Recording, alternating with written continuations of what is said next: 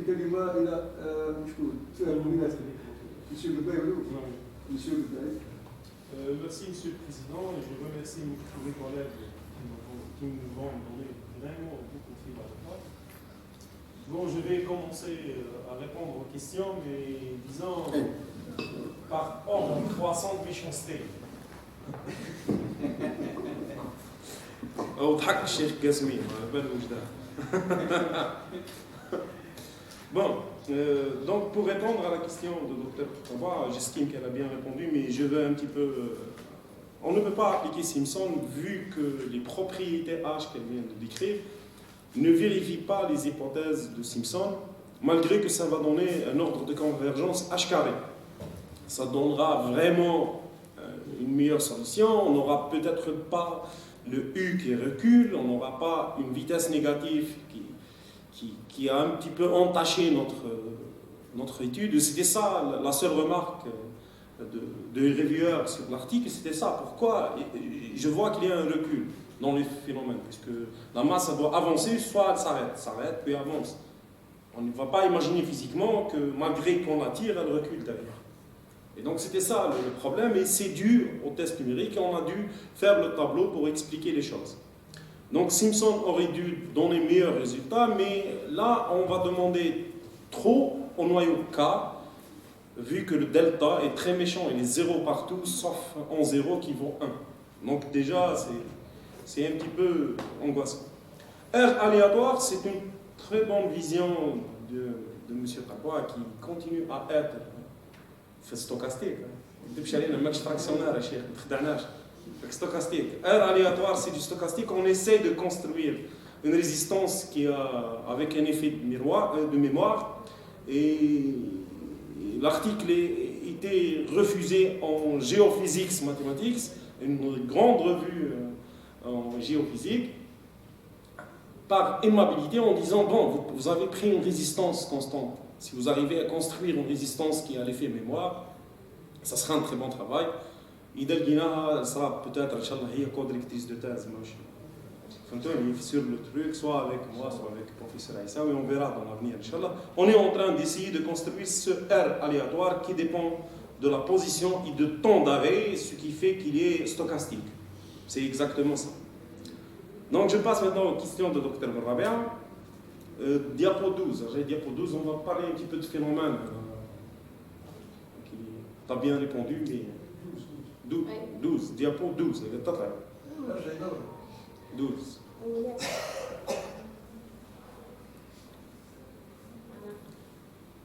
En fait, si on prend par exemple la figure 2, qui est juste en milieu, vous voyez, il y a deux flèches, une de ce côté et une de là.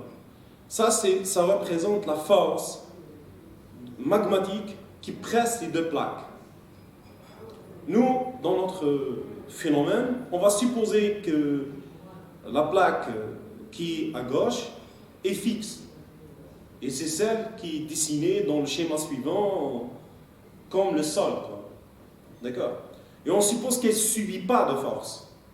Donc pour nous, elle est fixe. Je vois l'équipe plan de référence. Et celle qui est de droite, on va la voir de dessus et on va faire cette petite masse. La force qui presse sur cette plaque est due à une pression magmatique qu'on imagine qui vient du côté droit. كاين ضغط magma قاعد يبريسي فيها باش تروح على الأرض. Mais qui تهز deux plaques. تطلع حاجه لا تطلع جبل تطلع ماء. C'est ça, il est en train de monter. C'est pas si.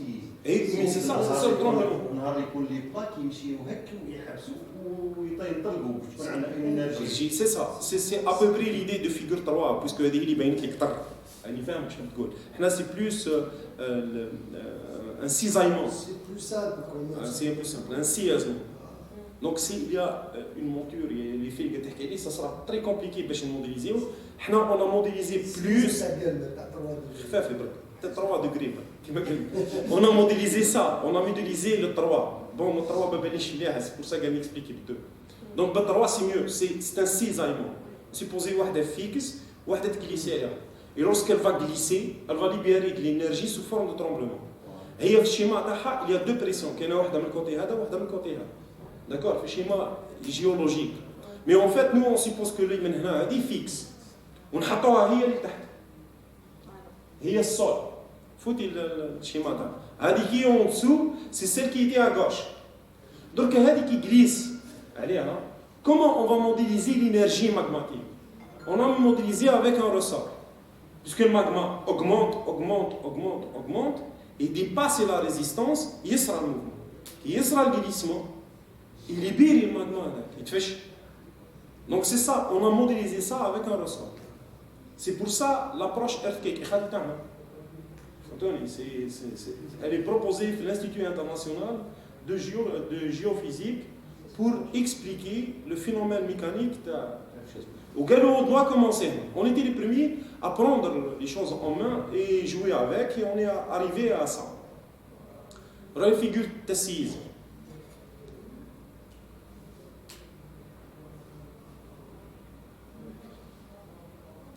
C'est ça, la fonction sismique. Vous avez tout à fait raison. Ce qu'on obtient ici, c'est un séisme parfait, qui m'a semblé cher. C'est un séisme parfait. On s'attendait à cette question. Puisque tout est parfait, une résistance constante, on suppose que le ressort le constant de tension ρ est fixe dans le temps, mais quand je fais un ressort, à un certain moment, il perd la tension. À force qu'on suppose que tout est bien, et ben on va obtenir une fonction sismique bien. La base, mais elle ressemble plus ou moins à ce qu'on obtient dans la période courte du séisme, c'est-à-dire qu'il y a quand tu ouvres le début jusqu'à la fin, avant un petit peu, après le début, et juste avant la fin un petit peu, tu vas dire qu'il il va commencer à s'arrêter, ou lorsqu'il commence à jouer, on va faire ça, on va dire ça. Donc en quelque sorte, on a obtenu la bombe au milieu, puisque l'enjeu c'était vraiment très parfait. Mais ça ressemble vraiment à l'enjeu. Donc en répondant à la question sur l'étude numérique, elle n'a pas fait de test puisque l'objectif c'est obtenir une allure. Une fois l'allure physique, pour la figure physique, خرجت le séisme, قالت بلي l'étude numérique est bonne ou قالت بلي l'étude analytique est bonne.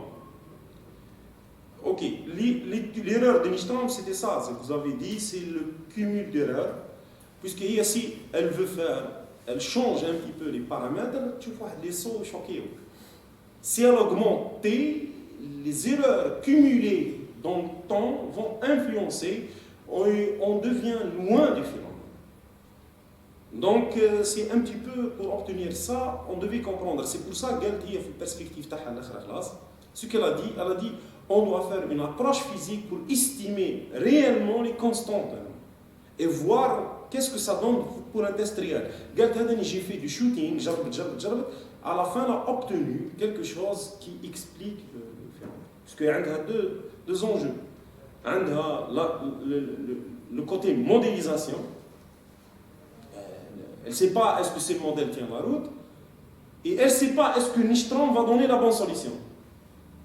Et quand même, elle obtient, en jouant avec la masse euro, elle obtient à la fin un séisme acceptable pour valider tout le travail de modélisation. Donc, je réponds à la question 1 du professeur Guesmia. Haram alik. Déjà, oui. C'est-à-dire, oui, c'est ça. En fait, la méthode de Picard est une méthode de Picard successive, est une méthode par construction numérique. C'était ça, c'est vraiment ça. Et ce qu'on a fait, c'est construire analytiquement, et le jeu était compliqué pour la doctorante, surtout à cause des hypothèses H. J'ai les hypothèses H. C'est ce qu'il vérifie en fait. Il nous suffisait de dire ça, de dire qu'il existe L et L bar, quel que soit avec le cadre. Il existe M, quel que soit S, et on aurait sorti du cadre physique, où le travail sera très facile et concevable, ou facile à construire, soit analytiquement, soit numériquement. إذا كان كاين un M qui est indépendant de S et de U et de V et de tout ça, donc le jeu est fini. Le problème, ce qu'elle a dans son travail, c'est une lipschicité locale, une borniture locale. Et c'est l'originalité mathématique de son travail. Étudier du Volterra avec une lipschicité globale est fait. Étudier Volterra intégro-différentiel avec lipschicité globale, c'était fait. En fait, on a publié énormément d'articles, on a des doctorants en faisant des lipschicités globales. Demander aux mêmes doctorants de reprendre leur travail en supposant que M est local et dépend des paramètres S, U, U, V et tout dépend du F qu'on va choisir au-dessus, c'est pas évident. Et ce qui explique la question de P1, la démonstration de récurrence.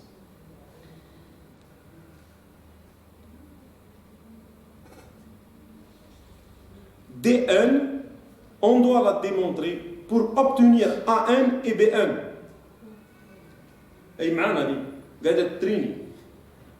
sans DN, je ne peux pas obtenir AN et BN.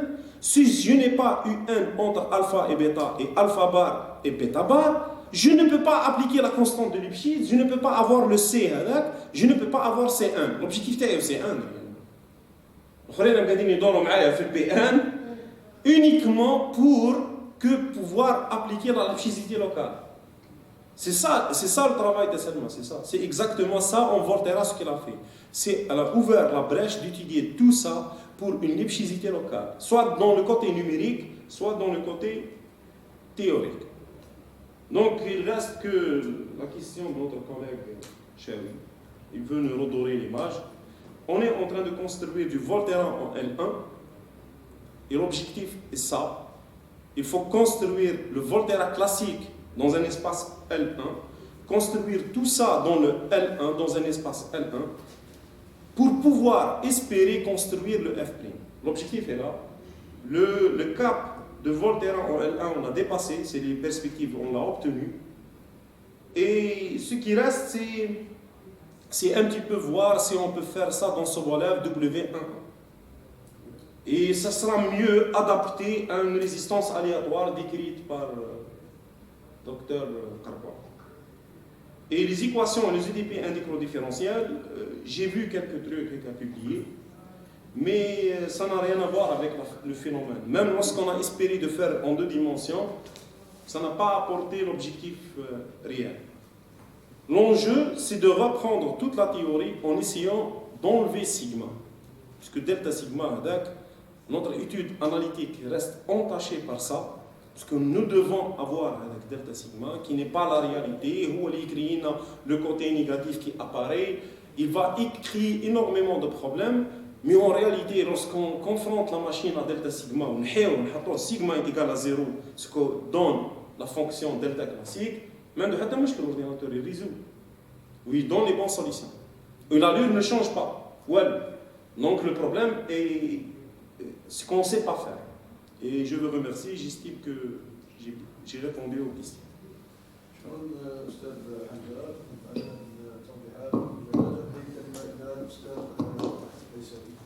Merci, Monsieur le Président.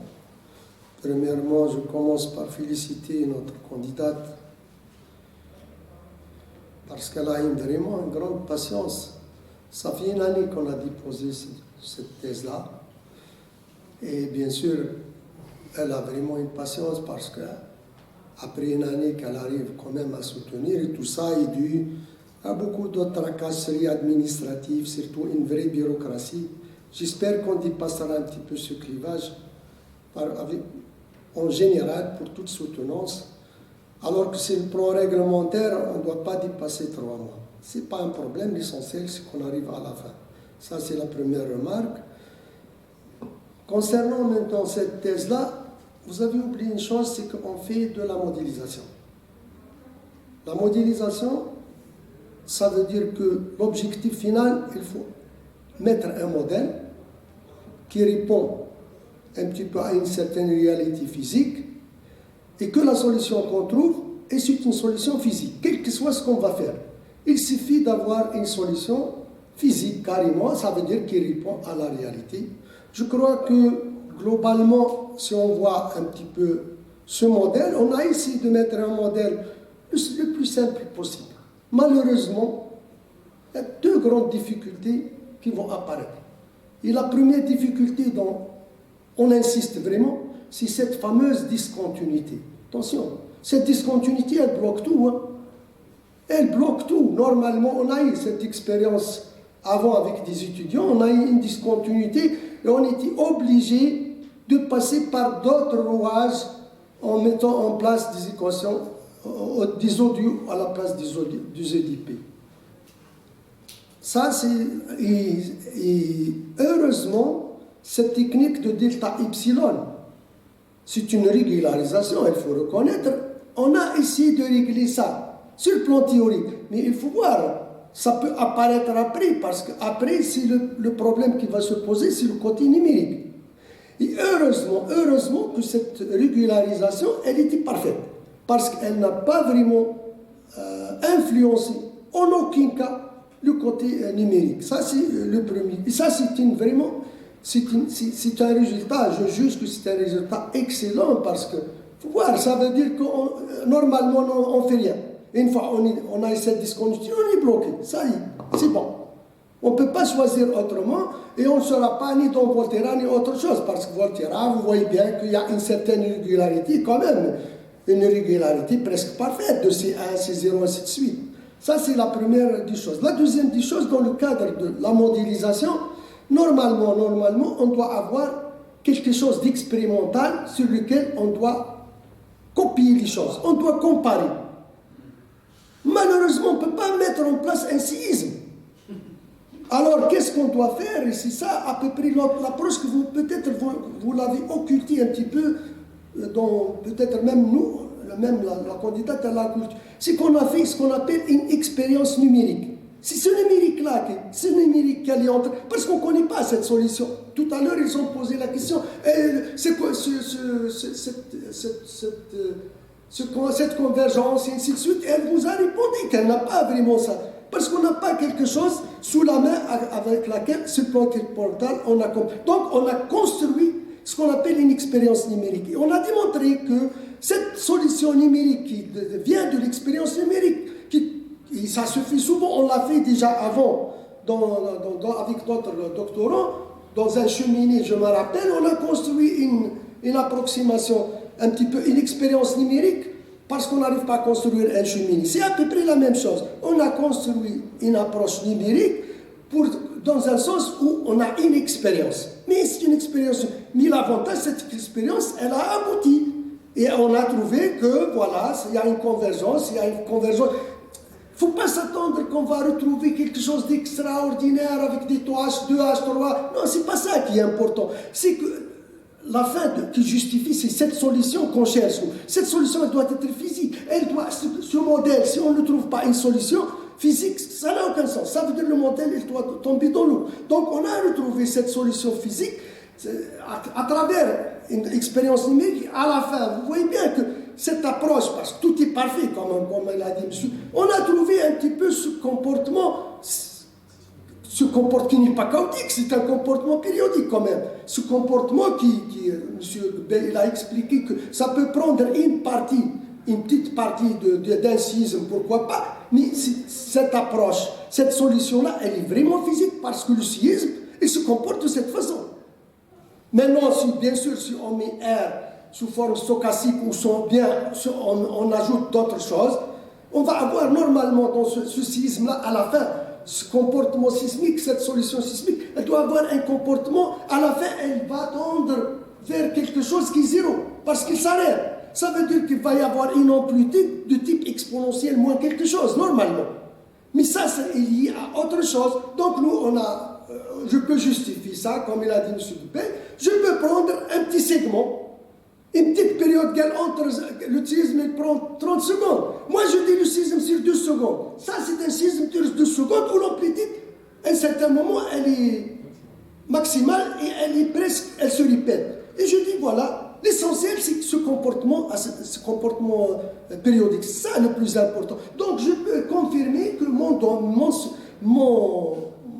parce que c'est le plus important, mon modèle, il est bien posé, il est clair, il répond à beaucoup. Bien sûr, dans ce type de modèle, moi je travaille un peu sur les modèles, il faut faire très attention, on ne peut pas mettre tout d'un seul coup. On va avancer petit à petit dans les modèles. On commence par les choses les plus simples, puis on trouve une solution physique qui répond, puis on change. Et cette solution, elle va avoir un comportement en fonction comme des paramètres physiques qui vont apparaître. On peut aller petit à petit vers d'autres paramètres physiques, on les fait bouger un petit peu, et on récolte chaque fois. Et ça reste toujours, l'expérience numérique, elle va toujours suivre.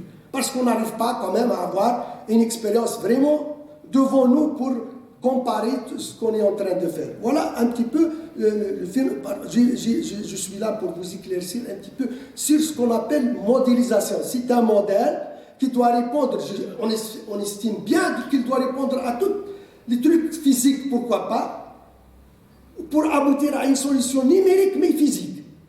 Quel que soit, c'est pas, même si la convergence n'est pas vraiment extraordinaire, mais ça, la solution elle est physique, c'est ça. Nous, on justifie l'existence de la solution par ça.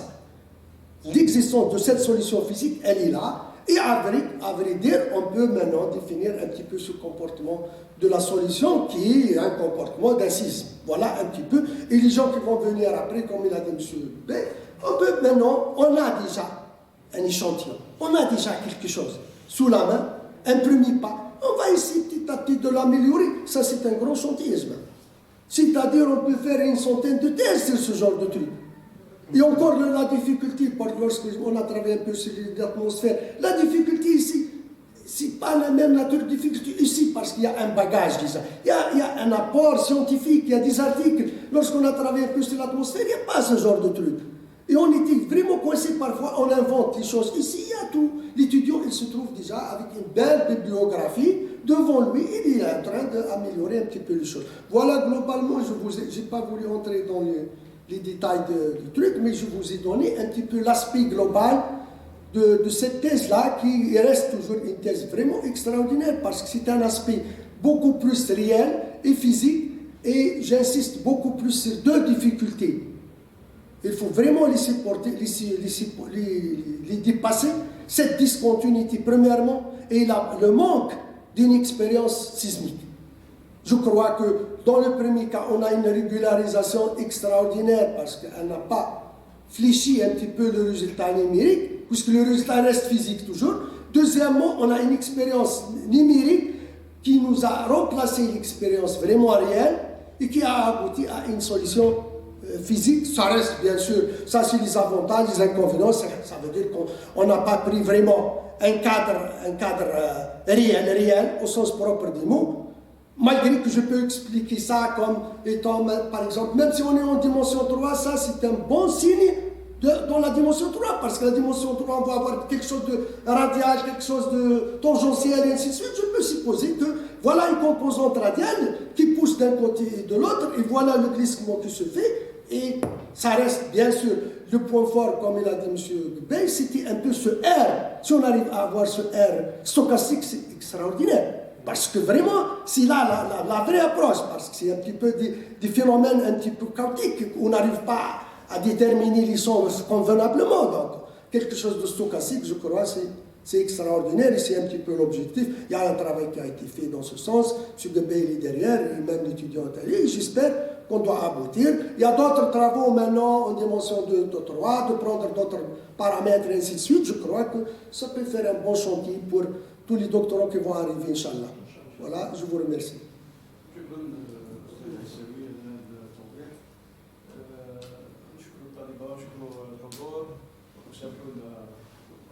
Oui.